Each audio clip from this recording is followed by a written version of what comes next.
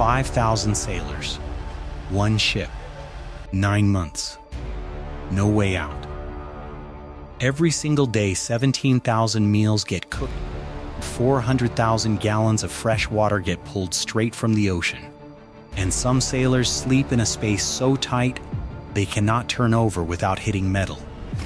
This is a U.S. Navy aircraft carrier, and what happens inside it every day is one of the most remarkable operations in American military history. Kitchens running at 135 degrees, bunks stacked 3 high with 20 inches between them. A water system that turns raw seawater into drinking water around the clock. Stay with us, because what you are about to see will completely change how you look at these ships. Introduction. A U.S. Navy aircraft carrier is not just a warship. It is a fully functioning city at sea.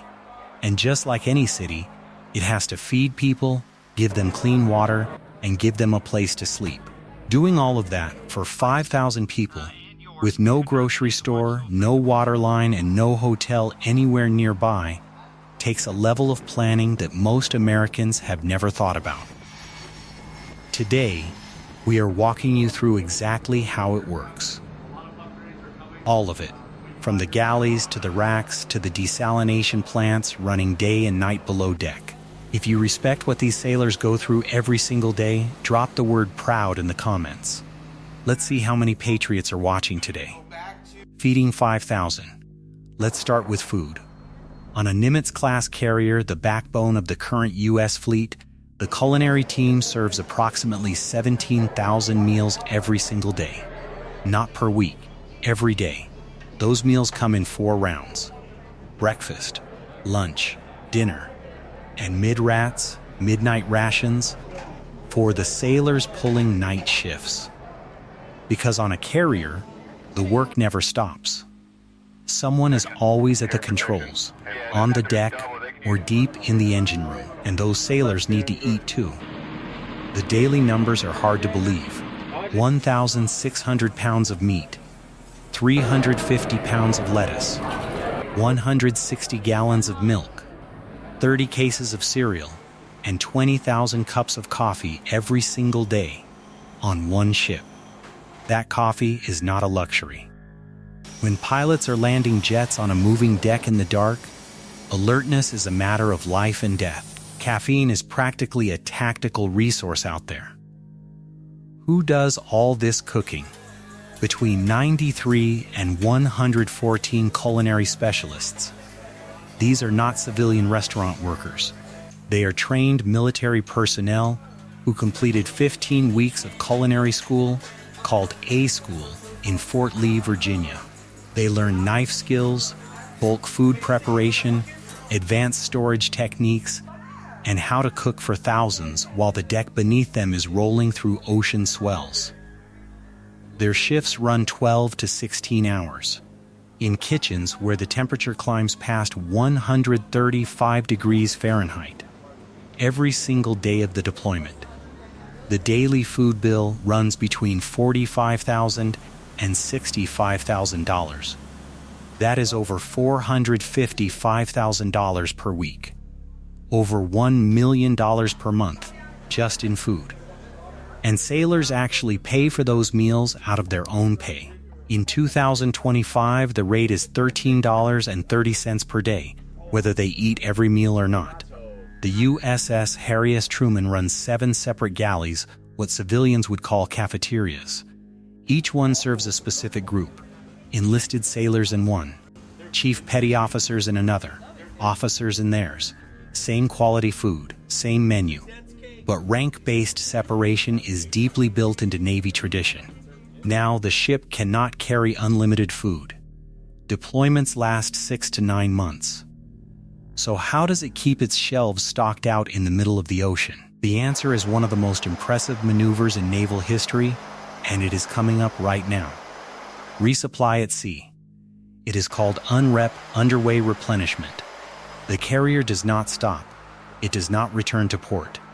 Instead, a supply ship pulls alongside the carrier while both vessels are moving, sometimes through rough seas and heavy winds, and they transfer supplies across the gap using cables and pulleys. Pallets of food, hundreds of them, moving from one moving ship to another.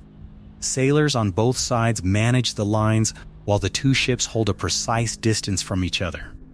Too close, a collision. Too far, the lines snap. These operations happen every 10 to 14 days. And they cover everything: food, fuel, ammunition, parts, and medical supplies. At the start of a deployment, fresh produce comes first: fruits, vegetables, dairy. But by month 4 or 5, the menu shifts to frozen and canned goods. Fresh produce becomes a rare treat that sailors genuinely look forward to. This is why the culinary teams work so hard on special meals, holiday dinners, birthday plates, Sunday specials. When you are months from home with no end in sight, a good meal is not just food. It is morale. Water, the invisible miracle. Now let's talk about something even more critical than food.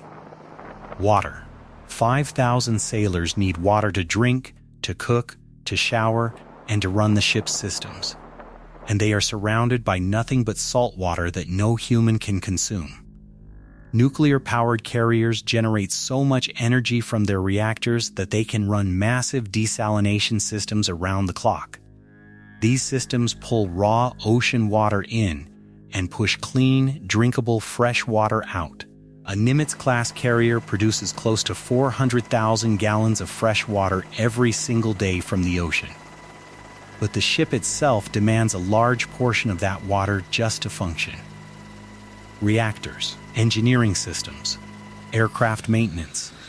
All of it needs water before the crew gets their share.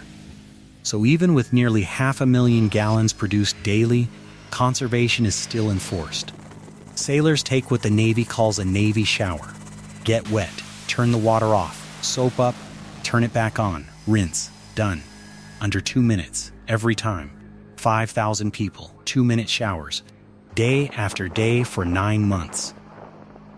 Could you do it? A 2-minute Navy shower every day for 9 months, yes or no? Tell us in the comments. And then there is the Ford-class plumbing issue that made headlines. The USS Gerald R. Ford, which cost $13.027 billion, installed a vacuum-powered sewage system borrowed from cruise ships. The goal was to use less water, but the system failed hundreds of times during deployment. Technicians pulled T-shirts and rope out of the lines. Sailors waited up to 45 minutes for a working toilet. Hull technicians ran 19-hour shifts just to keep the bathrooms functional. The most expensive warship ever built, and it had a toilet problem that lasted months. But the water kept flowing, the desalination kept running, and the mission kept going. Because that is what the U.S. Navy does. Life below deck, housing. Now, where do 5,000 sailors actually sleep? In racks.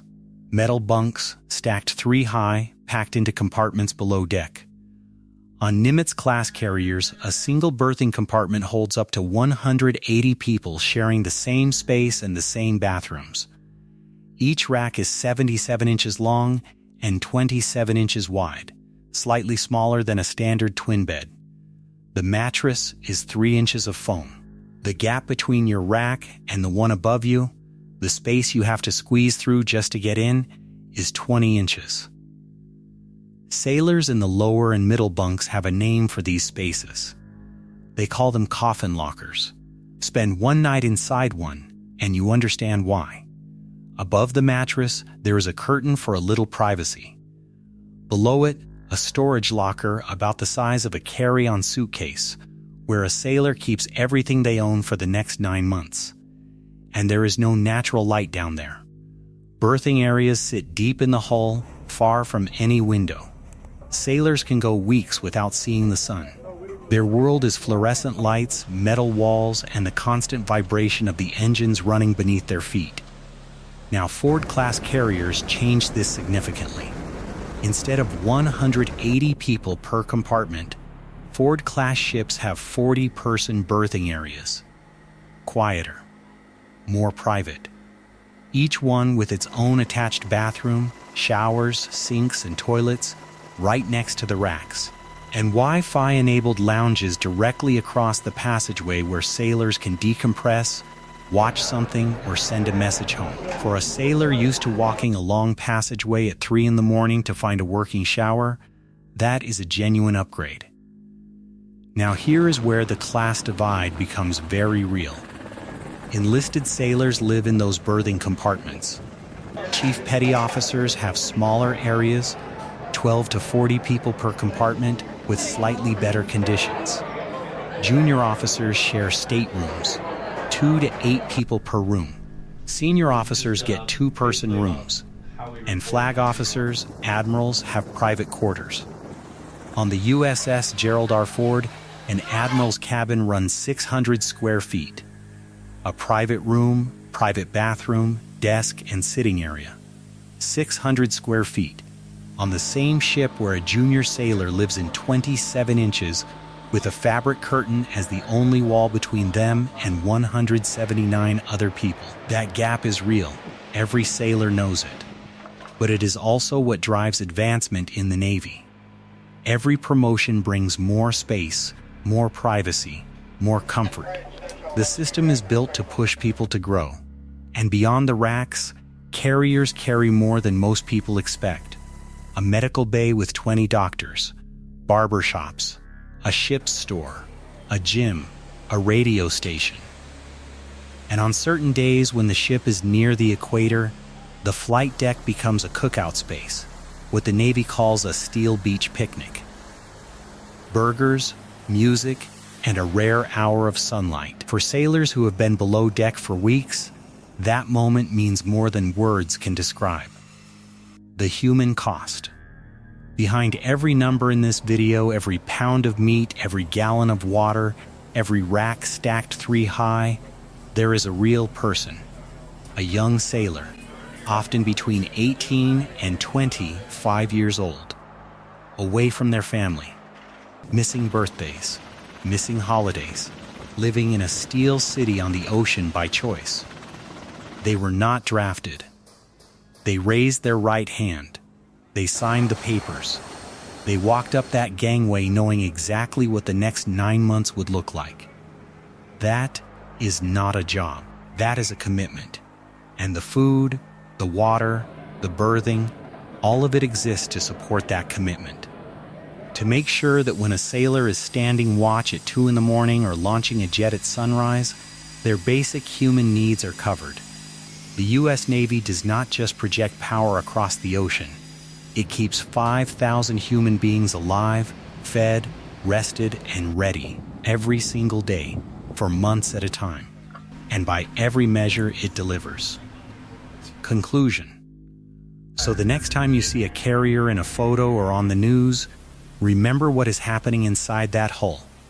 17,000 meals being cooked, 400,000 gallons of water being made from the ocean, and 5,000 Americans living in tight quarters, far from home, doing a job most people will never fully understand. They deserve to be remembered. They deserve to be respected. If this video gave you a new level of appreciation for the U.S. Navy, hit the like button. It helps more Americans find stories like this one. And if you are not subscribed yet, do it now. We cover stories like this every week. We will see you in the next one.